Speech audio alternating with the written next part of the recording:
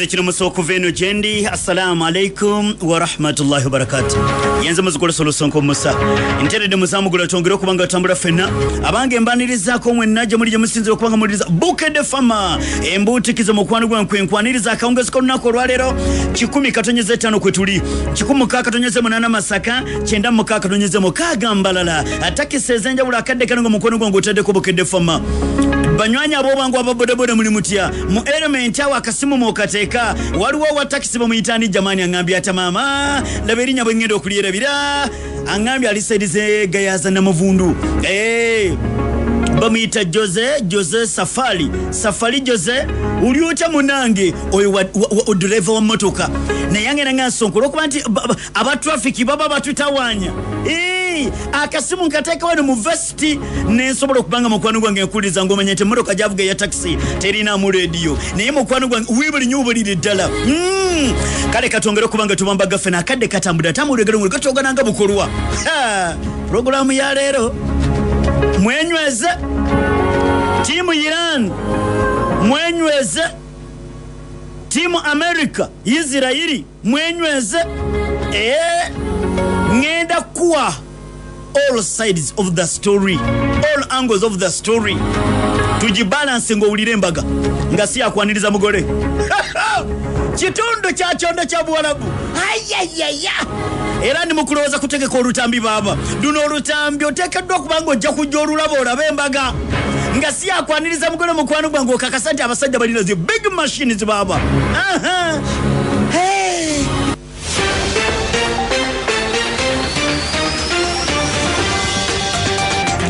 abali kungude zingireze from Kampala mukwano gwange otade ko Buke de Fama mbutikizi kale katongero kubanga otambula fena abasajja mamanyidwa nga Abayisirayiri nga balina America bakoze olulumba sinzugu mu kibuga Tehran ekya Iran okusinzira ku gatongero kubanga tofuna abantu bangi abalugendeddemu olw'oluvannyuma lw'obulumbaganyi America ne Israel bo bakoze munda mu ggwanga lya Iran era ekitufu kiri nti kikosezza bannansi ba Iran mu bulumbaganyi America bwekoze ne Israeli mu bulumbaganyi buno mu kawungezi k'olunaku olwaleero omuwendo gw'abantu gwongedde okulinnya abasajja basindise egimu ku mizinga emizito era ogenda okukkakana abantu abasoba mubina n'okusoba abantu basoba mubina abatiddwa mu bulumbaganyi America bwekoze ku ttaka lya Iran era ku kusinzira ku mawulire getufuna nti emizinga gino gisindikiddwa gikosezza bannansi ba Iran era abantu abasoba mu 4,000 bapooca na biwundu basoba mu 4,000 bapooca na biwundu olw'oluvannyuma lw'emizinga okuva munda mu ggwanga lya Isirayiri nga bawerekeddwako America ne balumba ne bakuba ku kusinziira ku mawulire getufuna abantu 406 zembuyagezi ku ntama dakika 3 emabega agafa mu ddwaniro mugali kosha abantu 406 abantu 10,000 bapooca na biwundu muwendo gulinnya bochange mundu etandika okubanga esekebbuka n'emizinga nitandika okubanga ginyugunyizibwa batugambye leero abantu 406 zembuyagezi kunta waba wanene wobakubye abantu 10,000 bapooca na biwundu olw'ennyonyi za Isirayiri ne America okufulumya emizinga ne gikuba era batugambye ambulances 18 zikoseddwa bazikubye emergency buses 18 nazo abantu sofa abakafira mu lutalo luno 1,200 abalala omutwalo mulamba bapooca na biwundu abasajja omuzinga gukubane gusasentula gonna ne gumementula ayaya bakola bwezingira butasamuka butasamu oyo okusobola okutaasa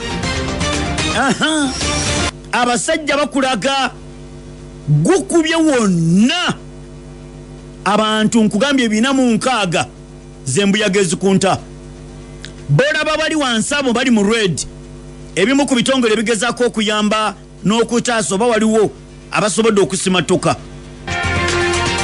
Amerika ne Israeli tebannaba kubanga baweera wakati mu kwongera okubanga mukwano gwange bakasuka anti omukulembeze wa Amerika Donald Trump agambye tugenda kwongera okubanga tuutula Iran 20 times harder if tugenda kuba Iran tugimamentule emirundi 20 nakati nga batujukubye tetunnaba kubanga tukuba bulungi tetunnaloza twagala okwongera okubanga tunoneza ddala 20 times harder if agambye singa bucha kumacha Iran nga bakiri nti ekirundi ekya Strait of Hormuz tebagala tanka ya mafuta eyitawo gye banaakoma okuteekawo resistance naffe lwe tugenda okwongera okubanga tubakubera ddala kati abantu 46 zembuyaga ezikunta olutalo oluwulira. Omukulembeze gw'eggwanga lya America Donald Trump agamba tukyakola olulumba ekyo kikyali kituuza tukyayongera okubanga tulumba paka ng'abasajja bano twongedde Obama letumba. Agamba nti Iran yakola ensobi nnene n'ebyo byonna bye badde yongera okubanga etiisatiisa mu kitundu kino bateekeddwa okubanga bajja kisasulira. Agambye tusobodde okubanga tulumbye enfo ez'enjawulo ez'eggwanga lya Iran. Agambye Iran weekolera emizi nga tukubyewo, Iran weetereka amafuta awamu tukubyewo, ate era enteekateeka waliwo olulumba lwe tugenda okubanga tukola twagala okukubira ddala Iran weekolera droni zeze zitufuukidde akayinja mu ngato. Kakati nno munnange byenange obiwulira omukulembeze w'eggwanga lya America Donald Trump agamba byonna ebyo nga bitambulawo bityo bigenda maaso.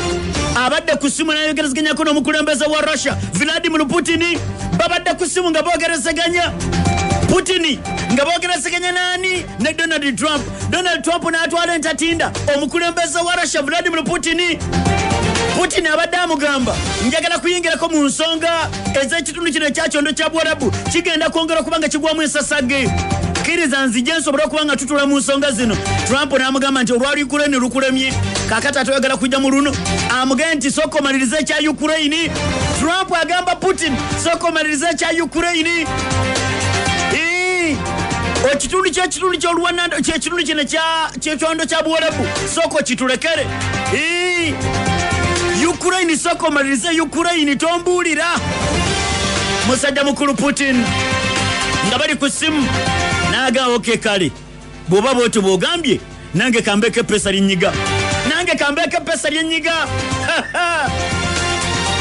ayaya Putin aga nti kakati mu wiiki emu amafuta gonna agabadde gasimibwa mu kitundu kya kyondo kya Buwarabu gagenda kuyimirizibwa.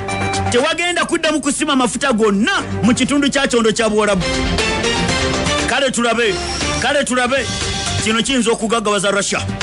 Amafuta bagaganibwa okuyitibwa mu kitundu kya Strait of Hormuz. Kino kiba kitegeeza nti amafuta gabadde mangi agava mu mawanga gano ag'abasiraamu okusaasaana ensi yonna. Russia leggwanga erikwata namba 2 mu kusima amafuta amangi mu nsi yonna. Kino kiba kitegeeza kakati amawanga mangi agaba gagenda okuddukira ew'omusajja mu Russia asobole okuba agamba Sonko nti wangi mbadde njagala kusolovinga nsonga ezo naye nga bakiri omukulu nti azingobyemu kanyige pesa mmanyi wensobola okubanga nyiga. Kakati nno munnange byenange okyabiwulira gavumenti y'eggwanga lya Iran the Islamic Revolutionary Guard Corps Sonko nti wangi tetusobola kukkiriza tanka yonna y'amafuta egenda kuyita mu kitundu ekya Strait of Hormuz okujjako bamuyita Mutebi Abdallah oli otya kimanyi Dewos bagambye Iran etaddewo akakwakulizo bw'oba oyagala amafuta gayita mu kitundu kya Strait of Hormuz kola bino wammanga tit for tat. Kosha 10-5 Kampala 16-8 Masaka 96-6 Mbarara Bukedde Fama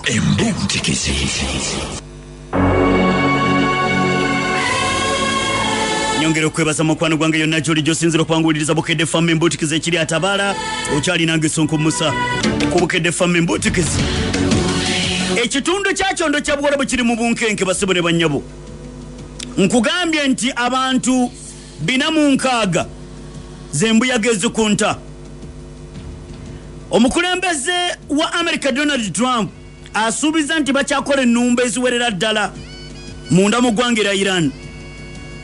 Era nkugambye nti omukulembeze wa America Donald Trump wabadde ku ssimu n'omukulembeze wa Russia Vladimir Putin n'amugamba nti owange ekitundu kino olw'okuba kikulu nnyo amafuta gye gava gye gayitira singa Iran eyongera okuggala State of Hormuz embeera egenda kwongera okubanga ebeera nzibu n'akadde kano olaba ebbeeyi y'amafuta erinnye mu mawanga ag'enjawulo. Trump n'amugamba nti ssebo baako ne wookoma sooka omaliriza ebya Ukraine biganye kakati ebbeeyi y'amafuta erinnya enkya n'eggulu ku mafuta agalina okuyita mu kitundu ekya Strait of Hormuz. Iran egambye amawanga aga Kyondo kya Buwarabu n'amawanga ga lukalu lwa Bulaaya bamuba mwagala amafuta gammwe tanka zammwe ez'amafuta ziyitaawo mukole kino wammanga. Iran yabagambye mutandike okuwera ba ambasada ba America ba ambasada ba Israeli ku bitebe byammwe mu mawanga gammwe. Wulira Iran, the Islamic Revolutionary Guard Corps ng'ekyagaddewo ekitundu ekya Strait of Hormuz bapromisinze basuubiza amawanga g'abasiraamu amawanga ga lukalu lwa Bulaaya bamuba mwagala amafuta gamwe gayita mu kitundu kya Strait of Hormuz nga tewaliwo mberebezi yonna mutukolere kino. Any Arab or European country that expel US and Israeli ambassadors ku bitebe byammwe mwe mukitukolere nti tugambe bukyakomekya tugambe nti ambassador wa Israeli mu UAE agobeddwa, ambassador wa America mu Qatar agobeddwa, ambassador wa America mu Bahrain agobeddwa, ambassador wa Iran yabaga nti twagala mugobe ba ambassadors abo nammwe mulabe tukibakolera amafuta gamwe gasobola okuyita mu kitundu kya Strait of Hormuz. Ekitali ekyo omuligaano ogoba ba ambassador naffe waliwo tukute tetusobola kutaawo Strait of Hormuz tetusobola kugita. Omuyirani agambye abasajja abo mubagobe mu mawanga gammwe. Ambassador wa Israeli mumufubutule, ambassador wa America mumufubutule. Iran ejja kukkiriza amafuta gammwe okuyita mu kitundu ekya Strait of Hormuz. Anti olituukidde olunaku olwaleero ng'embeera eyongedde okubanga mukwano gwange nzito. Agambye omukulembeze wa Russia agambye nti amawanga agasima amafuta mu kitundu kya Kyondo kya Buwarabu wiiki ejja mu nnaku ntono bagenda kulekerawo okusima amafuta anti tegalina bwe gasobola kubanga gayita. Putin bw'ati alabudde n'agamba abaagala okukyankalanya ekitundu kino ekya Middle East mumanye bumanya nti ebbeeyi y'amafuta egenda kubanga erinnya naye ng'ate waliwo ebiteekeddwa okubanga bikolebwa olutalo okusobola okubanga mukwano gwange tuyimirira tulabe kiki ekiyinza okubanga kikolebwa ebbeeyi y'amafuta ereme kulinnya. Bwe mugaana kubanga batugamba mu kitundu ekya Strait of Hormuz millions 14 eza barrels ez'amafuta eziyita waawo millions 14 bye bitundu 8 ku buli 100 mu Asia ne Pacific nations. Kakati bw'ogamba nti awo wonna ga amafuta agabadde galina okubanga gafuluma gasobola okugenda olw'okuba mulina ebiruubirirwa byammwe America ne Israeli mumanye bumanya nti ebintu bigenda kwonooneka kubanga Iran egezaako okukola bwezigire bwetasamuka butasa oyo okusobola okubanga mukwano gwange yeetaasa eri ku kyetuyita self defense. Kakati byonna nga bikyayongera okubanga bikolebwa mu Russia abaga nti abange twandibadde tukola kyonna ekisoboka ebbeeyi y'amafuta esigale ng'eri wansi naye ng'abamu bataagala kuwuliriza it's fine Sonko, ng'abamu bataagala kuwuliriza it's fine tukireke nga bwe kiri oba oli awo bana kina amalo batuukako lwe banaaza okuka omukulembeze wa America Donald Trump ategeza n'agamba olutalo wakati wa Israeli ne America ne Iran lugenda kugwa mu bwangu ddala. Agambye banna Republicans nti olutalo lwetwayingiramu nga luli mu weeks 2 leero nnaku 11 bucyange mundu emizinga gyandika okubanga enyunyugunyizibwa kubanga Iran tesulwangako kunyonyizaayo yekozesa mizinga ne Israeli ne America bakosa nnyo emizinga n'ennyonyi Iran akozesa mizinga gyokka na drones. Agambye Donald Trump olutalo lugenda kugwa mu nnaku ntono okuva kati. Agamba nti so far balina basobodde okubanga batuuse. Agamba nti olutalo lugenda kugwa mu bwangu ddala era tukyakola kyonna ekisoboka okulaba nga golozi zaffe ezimu tuzituukako. Olwatandikanga ennaku z'omwezi 28 omwezi ogwokubiri luyingidde mu nnaku 11 lwe lwaleero. Yadde omukulembeze wa America Donald Trump agamba nti tusobodde okustrikinga ne tukuba Iranian military infrastructure including air defense systems, missile launchers, naval assets. Agamba nti tusobodde okukuba air defense systems ez'eggwanga erya Iran, missile launchers ne naval assets. Naval assets by'ebyobugagga oba ebyokulwanyisa ebyokumazzi. Naval byakulwanyisa byakumazzi. Agamba nti ate naddala ne Supreme Leader okubanga twamutirimbula. Ekyo nakyo kikulu. Kakati agamba nti bino wammanga tusobodde okubanga tubituukako era abasajja tusobodde okubanga atiste era kale nabo batuwuliddemu omusera. Olutalo luno twalusubira nti tetwagala kuluwanvuya nnyo. Olutalo luno tetwagala kuluwanvuya nnyo. Abalabe baffe tusobodde obba mementula nabwe kito tetulina nsonga lwaki olutalo luno tuluwanvuya. Yadde ba analyst abamu bagamba ebyenfuna bya America ne sente zasanyisanyiza mu lutalo luno mu nnaku 11 sente empitirivu kirabikanga kimutuddemu. Agamba nti olutalo lugenda kuggwa pretty quickly mu bwangu. Twagala abasajja bano Abayirani tubamalirize mu bwangu ddala. Kakati bino wammanga agamba nti tusobodde ebyokulwanyisa bya Iran ebitundu 80 ku buli 100 missile launchers tuzikubye nga kitegeeza nti Iran kati ejja kulwawo okuddamu okutukiza okuba oba okufulumya emizinga egibadde ku mutendanga ku gibadde. Agamba nti ebisinga bungi the missile have been largely knocked out, the drones have been knocked out and we are hitting where they make drones. Kati akadde kano twagala kuwutula webakolera drones zino. Kakati nga bw'obiwulira omukulembeze wa America Donald Trump wabyogera, Iran emwana okudde bw'oba okakasa nti emizinga gyaffe we tugitereka okubyewo era osaanyizaawo tulaga obukakafu. Iran emugambye olutalo lumwe mwalutandika naye tubakakasa nti ffe tulufuga era ffe tumanyi ddi olutwagala luggwe, si mmwe mulufuga kuba temutusobola. Speaker wa Parliament owa Iran gwe njagala okujja naye owulire bw'oba okakasa nti emizinga gyaffe ogikubye tulaga obukakafu kubanga tisimyangu gya kutuukibwako. Kati bingi byogenda okubanga mukwano gwangu mu ssaawa ey'okubiri.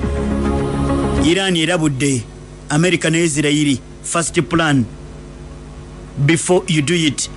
Naddala okusendeka amajja ag'oku ttaka mujja kutakulibwa tatakulekeka. Tukukubira omuziki Sonsomola Bukedde Famma Embuntikizi.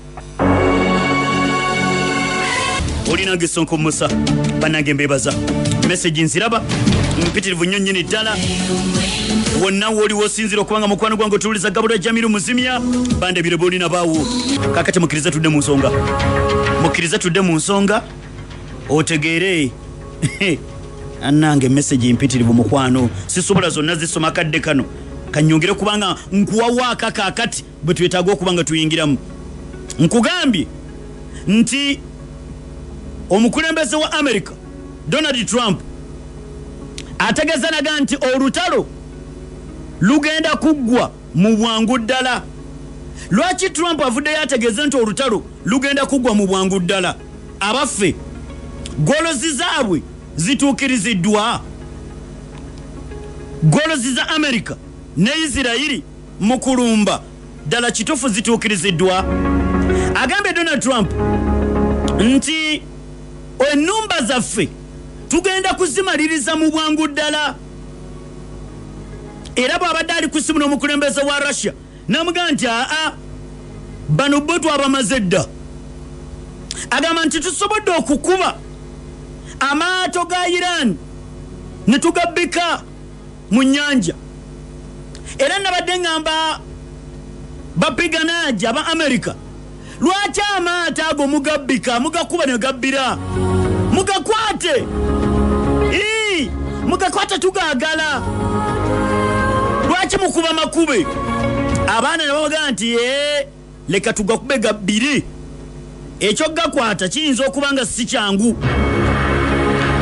America esinzira gy'esinzidde n'erumba n'ekuba amaato. Agamba basobodde okuba amaato ga Iran 46 mu nnaku 3 emabega. Tusobodde okusaanyaawo Iran weekolera emizinga. Iran weekolera ebyokulwanyisa ebyenjawulo. Kati twagala kukola nnumba. Iran weekolera drones ezitufuukidde akayinja mu ngato. Kukyamaato agambye we could used it. Why don't you lwaki mugasindika? Lwaki mugakuba ne gabbira? Yabamaga sebo. Nedda. Agamba twali badde amaato agutugakozesa. Ekyokugabbira ndabanga ababa naye kale bwe kibanga mugambye nti kyekisinga obulungi. Agamba nti otali twagala kulumaliriza. Era agamba nti enteekateeka zikolebwa balabe butya basobola okubanga ddala kituufu batuukiriza ezimu ku golozi zaabwe. Wabula batuukidde okwogerera kino ng'ekitundu kya kyondo kya Buwarabu kyongedde okugwamu ensasage. Agamba nti Irani omulundi ogusookedde ddala okuba nti tugikubye ne tuginoza, ate singa bongera okuba nga balaga ettumba tugenda kwongera okuba nga tubakuba, kubanga okubanga tulina okucelebrating okujaguza nti Supreme Leader Zembuyaga Ezikunta n'abakungu abalala aba Iran abo bagenze. Era agante kati ntunuulira abagenda okukulembera eggwanga lino simanyi bwe bagenda kulikulembera. Agante kasita twasooka ne tutta Kasim Suleimani, oyo yali nsolo. Kasim Suleimani yali nsolo. Baali bamukazaako taata w'okutega bbomu ku nguudo. America emumanyi mu Syria, America emumanyi mu Iraq. General Kasim Suleimani bamukazaako father of the roadside bombs. Yeteganga bbomu ne zikuba emmotoka za America. America naga nti okatwamuwona. Nabwe kityo we haven't won enough. Tetunaba kubanga tuwangula ekimala Sonko. Twagala twongera okukola military campaign. Tulabe tutaba kisobola okubanga basajja bantu twongera bagonza. We have already won in many ways, but we haven't won enough. Tuwangudde mu ngeri omu endala. Naye tetunnawangula kimala. Tukyetaaga okwongeramu amaanyi. Bannamulu bamubuuzizza ku kyokulonda Mujitaba Khamenei n'agamba nti ndi disappointed okuba nti balonze Mujitaba adda mu bigere bya taata we. N'agamba nti oyo gwe balonze nti Trump agamba I'm not happy with him. Trump agamba si musanyufu eri Mujitaba Supreme Leader omulonde owa Iran. Ne bamubuuza nti naye ogenda kumutta. N'agamba nti ekyo sinze njo kyogera wabula Isiraeli yakyogera dda.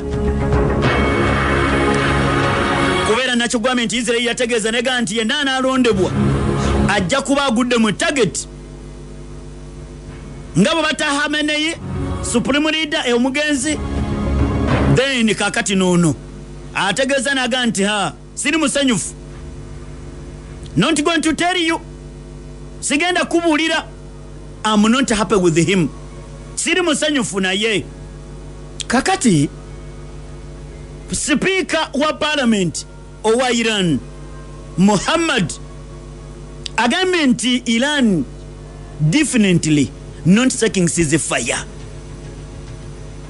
Sonko Iran tennaba kulowoza ku kya ceasefire.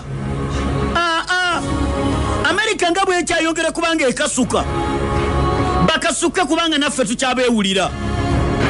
Speaker of Parliament tetunasaba ko nti twagala ceasefire naye tuwulira batandise okukankana. We are certainly not looking for a ceasefire. We believe tukiririza mu batulumba twagala bapanishinga to punish them, twagala babonereza bakakasa nti Iran tebateekeddwa kuddamu kugirumba lulumba lulala.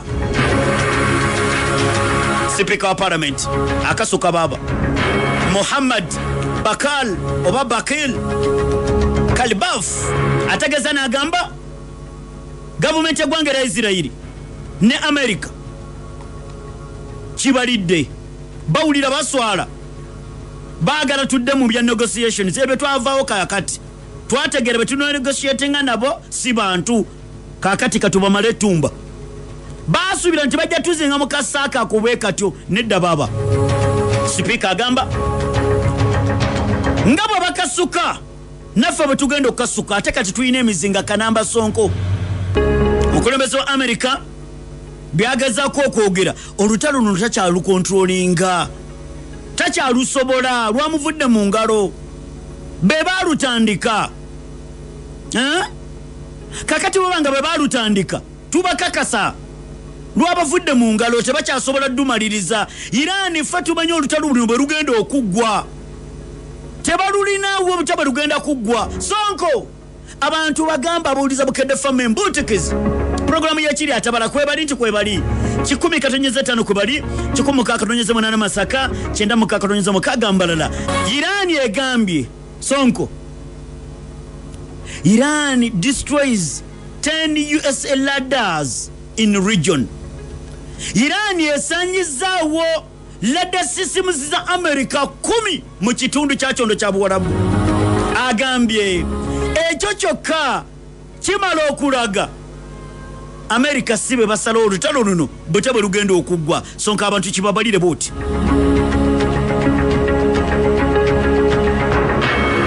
Ladder systems ez'eggwanga lya America zabadde yeyambisa mu kitundu ekya kyondo kya Buwarabu naddala mu mawanga agali mu kirindu kino America gyalina base. Iran egamba nti mu nnaku 10 emabega nga twolekera olunaku luno olwa 11 advanced ladder systems ez'eggwanga lya America ziyateeka mu kitundu kino ekya kyondo kya Buwarabu okugezako kubanga zitunuulira n'okukenga obwengula muzinga kyogujja system kyeyo kiki kino ekijja tukoza tutya system zezo zibadde ziyambako America okubabuulira tomuzinga okuva mu ggwanga lya Iran gumuzinga kikabwe guti gutononteka kilometers bwe guti gudukira ku speed bwe guti system zezo 10 Iran yazokubye dda.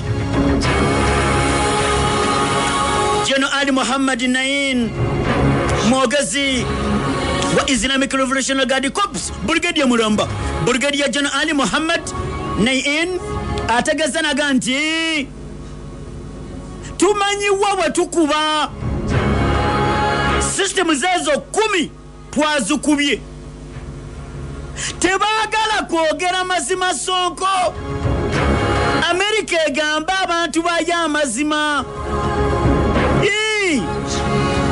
Why don't you tell the truth to the American people? Mubabulire lwaki abantu bana ba America temubabulira mubabulire.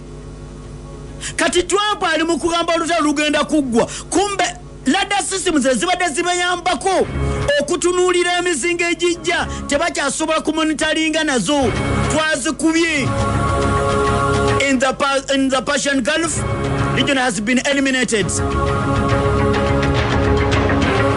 10 high advanced US ladder systems in the region. Large number of your expensive drones have been destroyed by Iranian air defense systems. Brigadier General agamba systems eziri advanced America zeyesiga zona tuzikubye drones zizabwe zebbeyi netuziwanira waggulu mu bwengula nga tukosa air defense system zaffe ategeza n'agamba omukulembeze America completely confused ali confused frustrated tamanyi kikiddako olw'emizinga gye tusindika operation true promise 4 naga nti nga tukozesa naga nti Sonko America egambye nti yakubye naval assets zaffe ziriwa wabula kwongera kusuula amajja ga America mu buzibu agambye American forces are not the ones who determine the end of the war. Amajja ga America sige gavunanyizibwa buti olutalo bwe lugenda okuggwa agambye we are fully capable of expanding the war.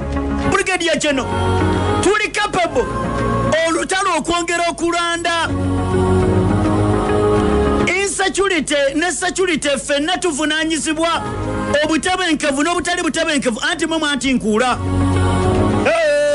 agambye nti the American alliance American balimba lwaki temubulira abantu ekituufu ategeza n'agamba Trump agambye nti missile launchers bazisanyizaawo in reality banne kankumuzemu in reality kankumuzemu katonzije in reality kitegeeza ki Bukedde Famma omuziki sonsomola.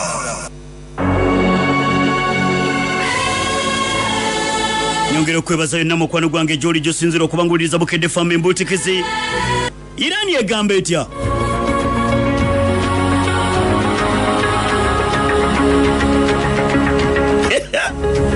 ayaya Speaker Muhammad agamba Sonko nti wangi obutabenkevu n'obutali butabenkevu fenna tuvunanyizibwa America ye yatabangula emirembe mu kinulu kya kyondo kya Buwarabu kakati omukisa gwaliwo olugino tulugula amadirisa netukagula tutule twogerezeganye nabo ne bagaana tit for tat agambye amachega gwange lya Iran wegali talatibu nga mugongo gwa nfudu America byebadde yogera nti esanyizaawo zi air defense systems zaffe n'emizinga batulaga obukakafu Sonko nti wangi abo nga teboogera ku mizinga gye tunyugunyizizza ne tukuba mu bases za America nga tebatubuulira muwendo gw'abo abafudde n'ebyo bye tukubye mu Isirayiri mwennyini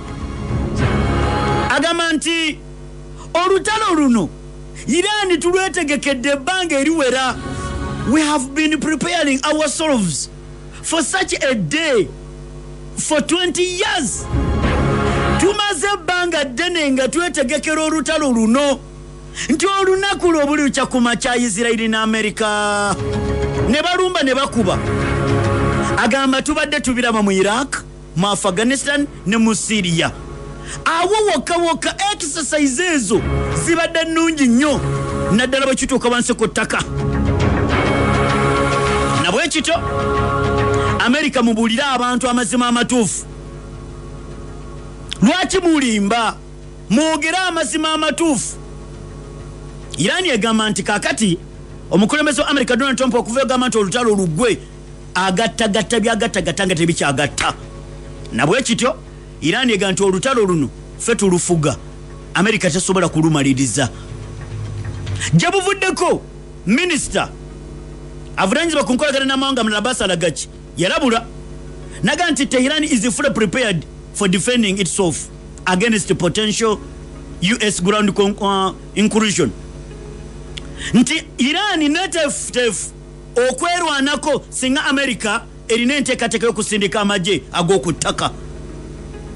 Tulina amagye agali brave amagezi obulungi. In the time of being, we are capable enough. We have a very brave soldiers. Ababadde balinda. Uliriza wano. Tulina amagye gaffe who are waiting for any enemy who enters our soil to fight with them.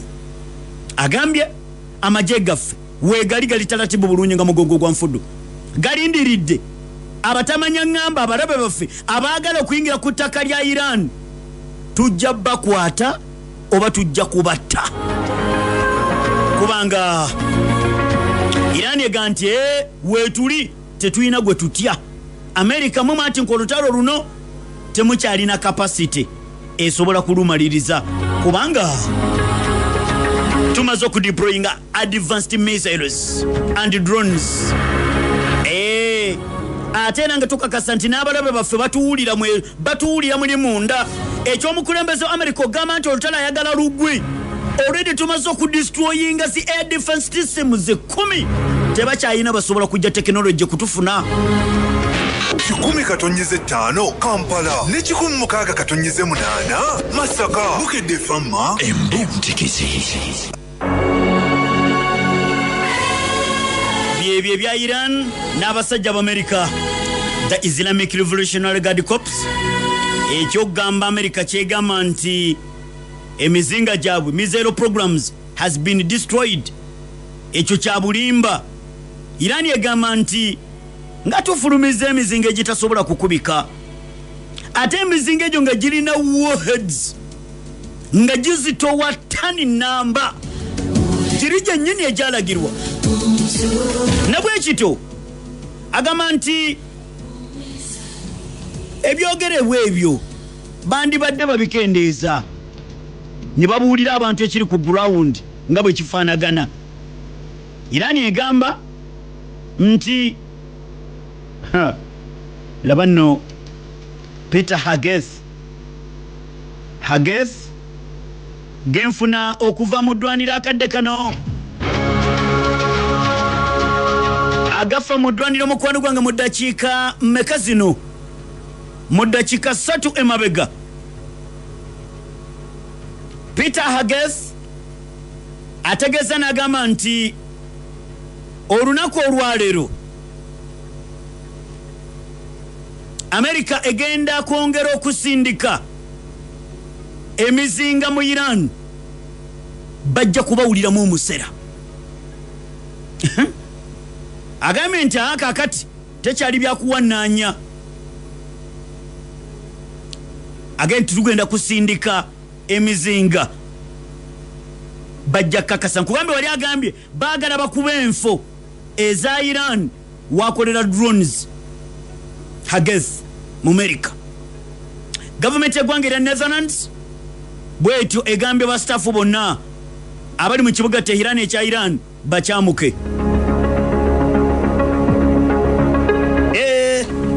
babagambye akadde kano staff mwenna abakola ku embassy ya Netherlands mu Iran mwamuke egwanga eri obudde nga bukyali kubanga ebiddako tuyinza okuba tetujja bisobola